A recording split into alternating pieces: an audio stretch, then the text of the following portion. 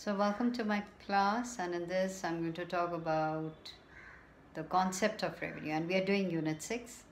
There are three concepts of revenue, that is total revenue, marginal revenue and average revenue, and we are going to discuss the formulae of the three. We've already talked about it, but just for a reiteration, just have a look while perhaps to make it clearer. Now, what is total revenue? As you can see, it refers to the total amount of money received by the firm from the sale of a given level of output. So how do you obtain it? By multiplying the price per unit of the commodity with the quantity of output sold.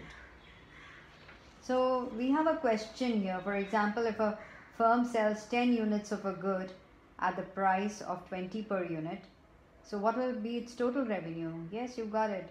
It'll be, what is that? Price into quantity. So what is the price? 20. Quantity is how much? 10.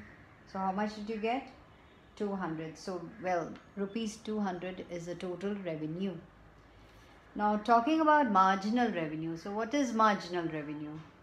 That means the addition made to the total revenue by selling one more unit of output. Let's take, and it works out as total revenue of the last unit minus total revenue of the previous unit, gives you the marginal revenue. So here the last unit, that is TRN, is 18 and the previous is 10. So what is the marginal revenue? Yes, it is 8.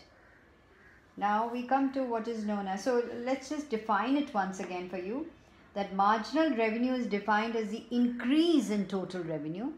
It is the increase in total revenue when one extra unit is sold. So also you can see that it is the change in the total revenue on account of the change in the output or the sale of one more unit or one less unit of output. So we have, so change in TR divided by change in Q. I haven't written that, please write it down. So MR can also be calculated as delta TR upon delta Q. That means change in total revenue divided by total output sold. That can be the formula. Now talking about average revenue. So what is average revenue? It is defined as the revenue per unit of output.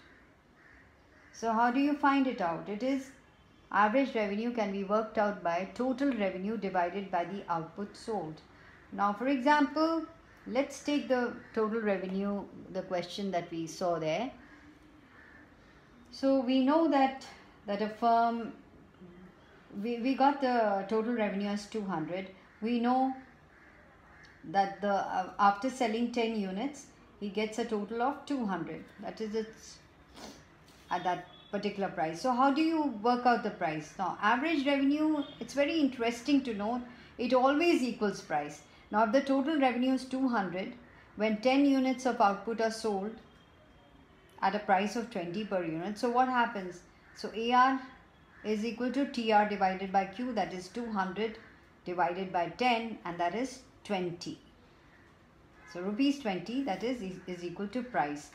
So the average revenue curve and the demand curve are the same thing. Sometimes you do get a question as, how can you say or prove that the average revenue curve is the demand curve or the demand curve is the average revenue of the firm? So average revenue means the price per unit received by the seller.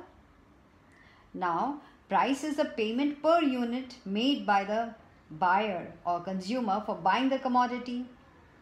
So we can say the seller's receipt is the buyer's payment.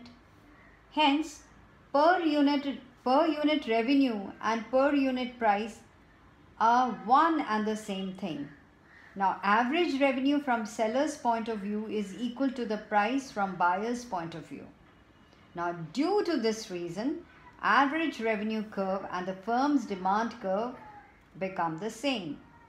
So, average revenue curve is called the demand curve, since it shows quantities demanded by the buyers at different prices. So this is how, and okay. So these are the three concepts that we have to do in the revenue chapter. And in my next class, I'm going to talk about the relationship between all of this in the perfect competition market, or when the prices are given.